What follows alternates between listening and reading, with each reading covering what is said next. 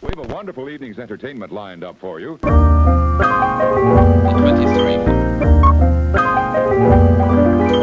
Hey, what is up, you guys? This is Steffi, aka In My Humble Opinion, and welcome back to another IMHO Film Club movie review. Yes, I'm going to try and make it a thing here on my channel because, you know, branding. Welcome back to another video. So in today's video, I'm going to be reviewing a movie that ever since I saw the trailer, how many ever weeks ago it was first released on the internet, I was like, wow, that looks really good. I need to see it ASAP. And that movie is Judas and the Black Messiah. So Judas and the Black Messiah stars Daniel Kaluuya, Lakeith Stanfield, Jesse Plemons, Dominique Fishback, Ashton Sanders, Algie Smith, Daryl Britt Gibson, Lil Ray Howery, Dominique Thorne, and Martin Sheen. This movie was directed by Shaka King, written by Shaka King and Will Burson, with story by Keith and Kenny Lucas. And also, if you guys didn't know, one of the producers of this movie is Ryan Coogler. So, Judas and the Black Messiah, for those of you guys who have not seen the movie yet, which I guess this review isn't going to be spoiler-free, but I will try and describe things as vaguely as possible, but at the same time, you can genuinely look up what happens in this movie on Google because it's based on true events. But basically what happens in this movie is, after being offered a plea deal by the FBI, William O'Neal, played by Lakeith Stanfield, infiltrates the Illinois chapter of the Black Panther Party to gather intelligence on Chairman Fred Hampton, played by Daniel Kaluuya. So as in all my movie reviews here on this channel, I'm going to be talking about my personal pros, cons, and then I'm going to give my overall rating at the end. So let's get into it. So let's get into some of the pros. So my first pro to this movie is that it's just a really well-crafted script. I feel like Judas and the Black Messiah does a really great job with balancing tone and also playing around with different genres, because really when you think about it, Judas and the Black Messiah is a really nice blend of historical period piece drama mixed with double agent thriller movies. I've seen some people online describe Judas and the Black Messiah like similar in the vein of Martin Scorsese's like gangster movies like The Departed and The Irishman, but set in a very specific period in American history. Additionally as well, there's also a bit of like a love story romance thrown in the movie, because you see this relationship develop between Fred Hampton and Deborah Johnson, played by Dominique Fishback. And I just personally really enjoyed this particular addition to the story because aside from it literally being based in what actually happened, I felt like adding in a love story was a really nice way of softening and humanizing the character of Fred Hampton, from not just this like leader, but also just simply being a young guy in love, father to be,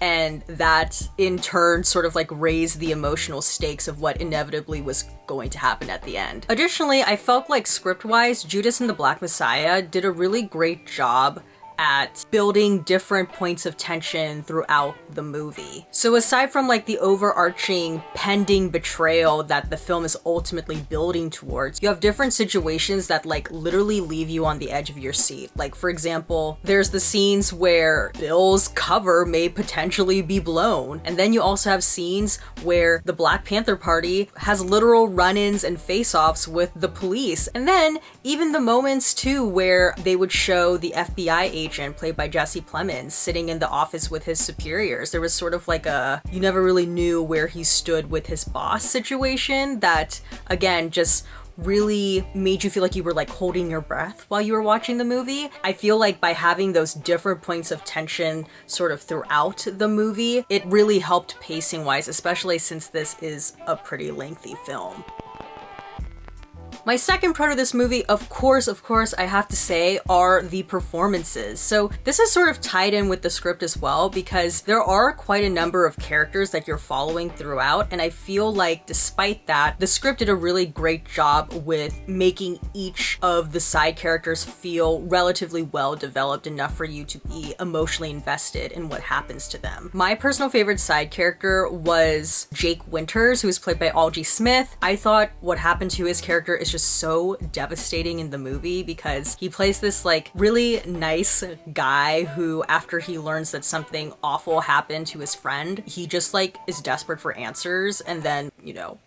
But I also enjoy Dominique Fishback's performance as well, who, like I said earlier, plays the love interest of Fred Hampton. There's this one particular scene towards the end of the movie where something happens, but they literally just like hold on her face, and you just like hear the awful thing happening in the background, and so it's really just like her reaction that you're focused on, and it's just so heartbreaking and sad and devastating, but she just does a really great job. But you know, we have to give it up for really our protagonist of the film, and that is Lakeith Stanfield. He plays William O'Neill, the Judas of the movie, and he had a particularly difficult job playing this guy that even before we watched the movie, based on the trailer, if you've seen it, like you already know going in that he is going to be a shady character. And so because of that, you kind of can already walk in like not liking the character, yet I feel like what Lakeith does really good is his performance is very nuanced, because not only does he do a good job at playing like the paranoia of someone being potentially caught, but he also does a good job at balancing the smugness as well as the guilt of the fact that he is getting away with what he's doing. Alright, and my third pro, obviously, to this movie, because, you know, I didn't mention him previously because he genuinely deserves his own talking point, is Daniel Kaluuya. I mean, what is there to say at this point about his performance? From the moment that you first see him on screen, like, he has such a great presence in the film. Even in the moments of stillness, in the moments where he's literally saying nothing, there's just something so captivating about watching him on screen. I can't really speak on how accurate or how close he was to the portrayal of the real Fred Hampton, but what I will say, he was very convincing as someone who had the ability to bring different groups of people together to fight one common evil. And honestly, at this point, if he at the very least does not get an Oscar nomination, which I feel like he most likely will, but if he doesn't get an Oscar nomination, and honestly, if he like low-key doesn't win, like, and my fourth pro to this movie is I just loved the late 1960s style and aesthetic of the film. Again, I know that this movie is based in reality, so they are drawing from that particular time period, but they just do a great job at bringing this time period back to life on screen, from the costuming to the hair to the production design. Even like the color palette of the movie is just so specific to that time period that I felt really immersed and brought back, even though, you know, I like wasn't alive back then, but like it really brought me back. And also just have to say as well, because I feel like it fit the sound and style of that time, like the music, the score, especially there are different points in the movie where the score will come in, thought it was really on point as well.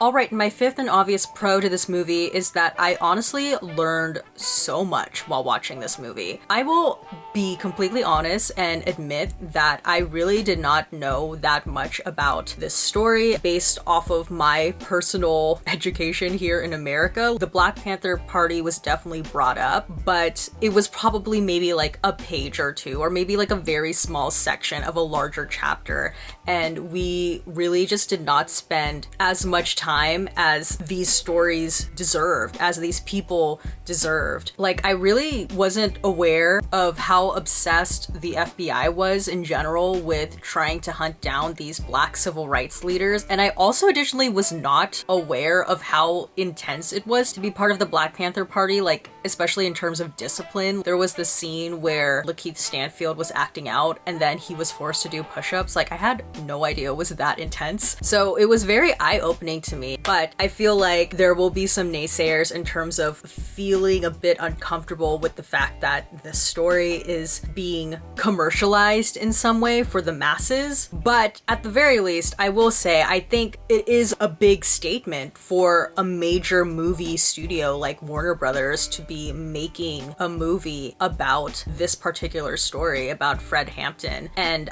I feel like the fact that it's not just a movie that was made, but the fact that it's like a well-made movie and it's getting awards recognition, like, I think this story will expose a lot more people to this particular period in history and make them want to do their own research that is like far beyond what any typical, like, at least American history textbook does. Alright, and now let's get into some of the cons, and I really only have one con in the movie, and that is the age gap disparity between the actors and the real life people. So at the very end, you get these like title cards that sort of tell you like what happened. You learn that Fred Hampton was 21 years old when he was assassinated, and then I also Googled after the movie that William O'Neal was 17, and Daniel Kaluuya, who plays Fred Hampton, he's actually 32 years old, and Lakeith Stanfield is 29. No shade to Daniel and Lakeith, but they do not look 21 or 17 anymore. I mean, they look great, but they don't look that young anymore. You know, when I learned those facts, I was shook, and I was like, oh my god, I can't believe this happened to these young men at that age. It also just like made me really rethink everything I saw, because it's so tragic and it's Shakespearean in a way, but at the same time to then learn that, oh no, this wasn't a thing that happened to people in their late 20s, early 30s. Like, this is something that happened to young men who were like still coming of age in a way. It's just like, wow. I feel a bit, I don't know how to feel about that. It's just very jarring. Alright, and my overall rating for this movie is a solid A. It is a solid A, girls. To put it simply, Judas and the Black Messiah is such a solid, well-made movie. Screenplay, performances, direction, cinematography, costuming, like every element of this movie is on point. And despite the fact that this is a movie based on real life events that you can literally like Google exactly what happens, it still manages to dramatize and elevate it in a way that has you on the edge of your seat. And that's what I call a successful historical period piece drama, and ultimately a win. But as far as awards are concerned, do not discount Judas and the Black Messiah. Alright, and that's about it for this video. If you liked it, please give this video a thumbs up. Don't forget to hit the subscribe button, and please turn on the notification button down below so you know when a new video from me comes out, and comment down below your thoughts on this particular movie. Also going to take a moment, because I forgot to do this last time, but if you're looking for a new podcast to listen to, I host a podcast called Diva Dailies. It's a podcast where we deconstruct divas on film and TV. Definitely worth checking out. We're on hiatus right now, but if you wouldn't mind checking us out in the meantime, it would mean the world to me. Yes, that is pretty much it. As always, everything I said was just my own personal thoughts and all my humble opinion, and I will see you guys in the next one. Bye!